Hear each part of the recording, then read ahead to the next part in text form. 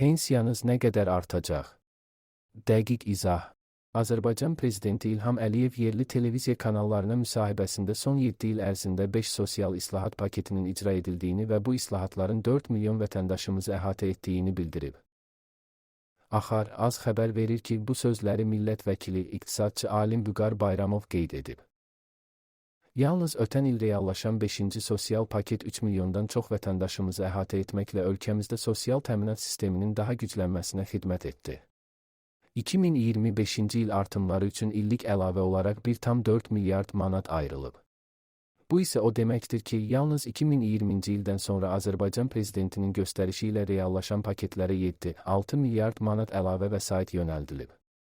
2024-cü ildə Respublika üzrə orta aylıq əmək haqqı 8,1% artmışdırsa, ötən ilin ilk 10 ayında artım 9,4% olub. 2025-ci ilin yekun nominal orta aylıq əmək haqqı artım faizinin fevral ayının əvvəllərində rəsmi elan ediləcəyi gözlənilir. İlkin gözlənti 9,2% maaş artımıdır. Bu isə o deməkdir ki, bu aydan etibarən bütün növ pensiyaların indeksləşdirilərək artırılması baş verəcək. 9,2% artırılacağı gözlənilən pensiya artımları 1.100.000-dən çox vətəndaşımıza şamil olunaraq yanvar ayından hesablanacaq. Bu bütün növ əmək pensiyalarını, o cümlədən yaşa, əlilliyə və ailə başçısını itirməyə görə əmək pensiyaları alan bütün vətəndaşlarımıza şamil olunacaq, Bayramov vurğulayıb.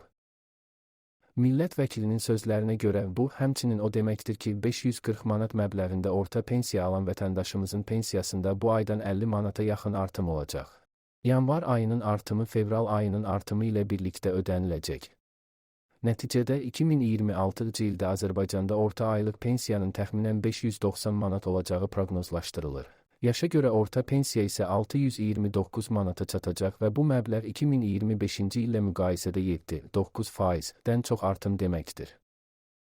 2026-cı ilin dövlət büdcəsindən sosial istiqamətə 17,1 milyard manat vəsaitin ayrılması nəzərdə tutulur. Bu il büdcə xərclərinin 41%-dən çoxu sosial istiqamətə yönələcək. Bu, 2026-cı ildə də sosial təminatın güclənməsinin əsas prioritetlərdən olacağından xəbər verir.